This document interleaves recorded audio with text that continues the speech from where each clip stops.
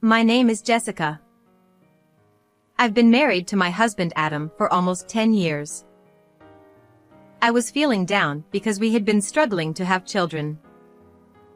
My husband always comforted me, saying, "We can do many things together instead.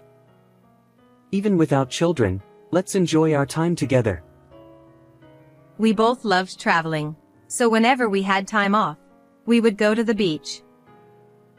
We enjoyed our married life despite not having children. I thought those happy days would last forever. Until that day. I worked as an office clerk in a nursing home. On that day, like any other, I was working diligently since the morning. While working, I was thinking about what to have for dinner tonight. I remembered I had some potatoes and chicken left, so I decided to make roasted chicken. Just then, out of nowhere, "Ms. Brown." The manager suddenly called out to me loudly. I wondered what it could be. Did I make a mistake? Yes. I quickly responded, but I couldn't help but tense up. As I approached the manager's desk, the manager, in a panicked frenzy, rushed over to me instead. "It is urgent. Your husband." My husband? What about him? "Your husband collapsed at work. Forget about work, so hurry to the hospital. I hurriedly jumped into my car and rushed to the hospital. My heart was pounding incessantly as I drove. We had talked normally that morning, and now. Please, let him be okay. Please. I cried as I drove. The hospital was only a 15-minute drive away, but it felt incredibly far. When I arrived at the hospital, I ran to the reception.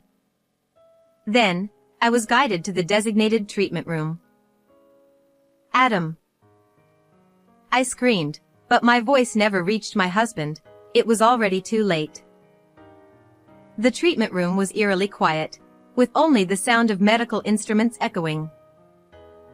As I looked at the faces of the doctors and nurses, I understood the situation. A doctor approached me. "You're his wife, right? I'm sorry, but your husband." I broke down into tears. It seemed he had suffered a heart attack. The doctor explained more, but I couldn't hear anything beyond that. I can never see my husband again, even though we promised to be together forever. He's such a liar. This must be a dream. He must be playing a prank on me. That's what I thought. Then, I collapsed. When I woke up, I was in a hospital room. My parents were there, watching over me with concern. "Jessica, are you okay?" My mother gently held my hand. "Why am I in the hospital?" "Oh, right. I heard that my husband collapsed." And then, my husband. Through the haze of consciousness, I remembered and began to cry. My mother, seeing me like this, hugged me tightly, tears welling up in her eyes. I cried out loud. I didn't know how long I cried. I just kept crying, realizing that I had to accept the reality. My deceased husband wouldn't come back anymore. If I didn't properly send him off, he would be sad. I bit down my lips and vowed to myself that I wouldn't cry any further. The arrangements for the funeral were made by my in-laws. My mother-in-law looked as worn out as I felt, and my father-in-law seemed to take charge of most of the arrangements. God can be so cruel. To take him away so suddenly. My friends, who came to pay their respects, said through tears, "Jessica, you don't have to hold back your tears." Some of them said that to me, but I only replied, "Thank you for your concern." Yet, deep down, I wanted to cry too. As a wife, I had to greet my husband's friends and coworkers. And I had to say my final goodbye to him. So, I had decided not to shed tears today, just for today. As I was greeting the guests, I noticed a woman I had never seen before. She was petite and very beautiful. I assumed she must be someone from my husband's workplace, so I approached her to greet her. Are you from my husband's workplace? Yes, I am. I'm Adam's colleague. I see. Thank you for coming today. Before I could finish my greeting, the woman interrupted. I'm sorry for bringing this up so suddenly, but I'm pregnant with Adam's child. I'm 4 months pregnant now. Huh? What? For a moment, I couldn't understand what she had just said. Seeing my stunned reaction, the woman chuckled and continued speaking. Are you okay, ma'am? I'm carrying your husband's child. Do you understand that? Yes, I see. I responded with confusion. I didn't know what to do, and my mind went blank. My father-in-law noticed my distress and intervened. Are you from our son's workplace? Thank you for coming today. Oh, are you Adam's father? Perfect. I'm pregnant with your son's child. That's why I came here today. The woman spoke a bit louder, and her words began to draw attention from others around us. My father-in-law was also taken aback by her unexpected statement. What on the earth are you saying in a place like this? Some expressed their anger. I'm saying it here because it's necessary. Adam's child is in my belly. That means I'll get a share of the inheritance, right? Her unexpected statement left everyone speechless. It's still during the funeral. Naturally, it's not the appropriate time to discuss inheritance. Hey, what are you saying? Stop it. My husband's boss, hearing the commotion, tried to intervene. That includes rights to this house, and the assets as well. The child in my belly has the right to inherit everything. The woman continued her disturbing conversation. Despite being told to stop, even by her boss, she kept causing a scene, saying unbelievable things. Adam and I loved each other. He always said he'd divorce someday and be with me. The child in my belly is proof of our love. She shouted for everyone to hear. At that moment, my mother-in-law also noticed the commotion. What's going on? What's happening? The woman approached my mother-in-law while rubbing her belly. The only grandchild that the useless wife over there couldn't make is right here. I'm sure you're happy about it. Please cherish them a lot. She spoke with a smile. My mother-in-law was also taken aback and fell silent. Seeing that scene, I couldn't help but think. Surely, my in-laws must have wanted a grandchild. Upon hearing about the grandchild, I wondered if their feelings were swayed even just a little. But my father-in-law. That's enough. This is a funeral. Think about the feelings of those around you. Get out of here right now. He shouted angrily, visibly upset, with veins bulging on his forehead. What are you saying? Shaken by his outburst, the woman seemed bewildered. Did she think she would be accepted if she mentioned the grandchild? And then, she spoke out like this. Why are you shouting at me? You don't need a useless wife who can't even give birth to a grandchild, right? I'm more suited to be your daughter-in-law. That's right. We don't need a wife like you. It's all your fault.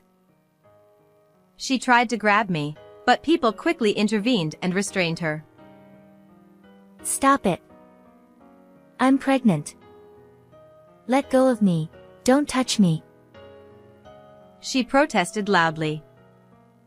At that moment, my mother-in-law began to speak to her. Is it really my son's child? If so, then we'll have to divide the inheritance, won't we? That's right. You get straight to the point. Her eyes sparkled with excitement. However, to inherit the inheritance, we'll need to have a DNA test, won't we? Since my son is no longer with us, there's no way to confirm it. But that's not a problem, is it? Because it's truly my son's child, right? She asked with a smile. There's no need for a DNA test. We truly loved each other. She said while trembling. You're shaking. Are you okay? Is something wrong? My mother-in-law pressed on, looking at the woman with a cold gaze. The woman's face began to flush red. Then, my mother-in-law's expression changed, and she said decisively, causing a scene during the funeral, claiming it's my son's child. If it turns out not to be, do you understand the consequences? Confronted by my mother-in-law's stern words, the woman couldn't say anything and eventually burst into tears. We truly loved each other. Even while crying, she still continued to insist on that. Enough is enough. This is disgraceful. My son wouldn't have loved someone like you. I know how much he loved his wife. She held me around the shoulders and dismissed the woman. I want to send off my son properly, so could you please leave right away? Could someone, perhaps her boss, escort her out? My husband's boss forcibly escorted the woman out, allowing the funeral to proceed smoothly, and it ended without incident. And when the burial was over, it finally hit me that my husband was no longer here. All the emotions I had been holding back came flooding out, and I cried alone while looking at photos of my husband. Later on, my husband's boss came to our house to apologize again regarding the incident with that woman.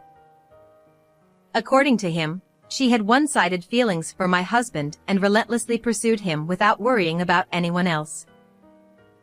She would always try to sit next to him at social gatherings and made constant advances towards him. However, my husband never reciprocated her feelings. Despite warnings from his boss and others, she didn't seem to listen and they eventually gave up trying to reason with her. I'm truly sorry for letting it escalate like that. We should have handled it better. Then he apologized deeply.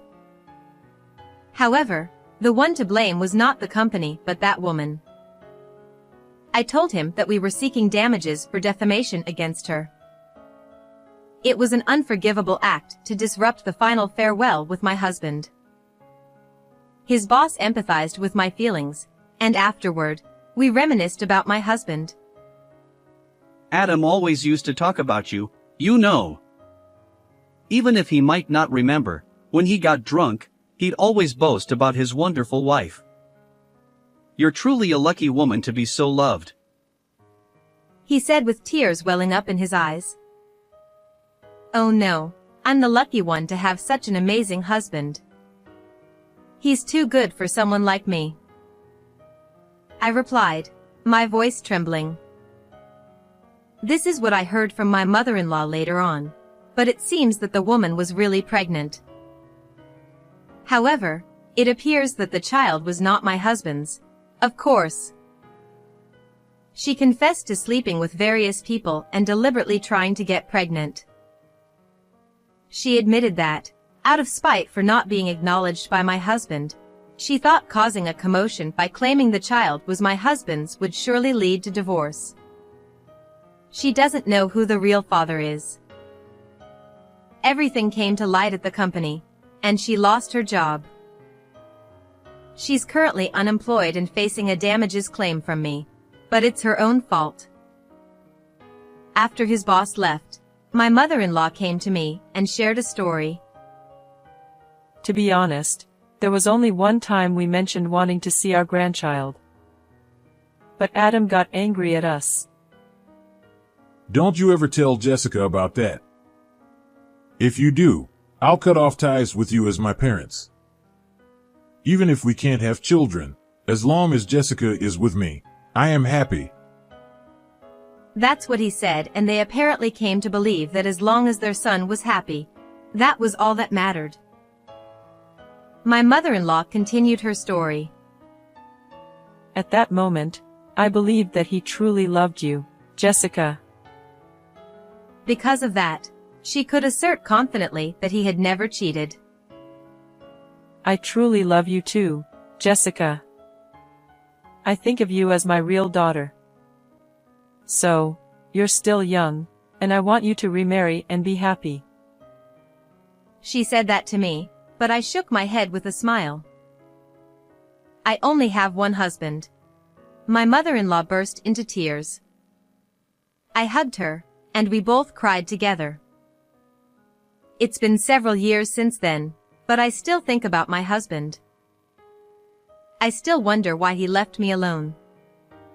There are times when I honestly feel like there's no meaning to living in a world without him.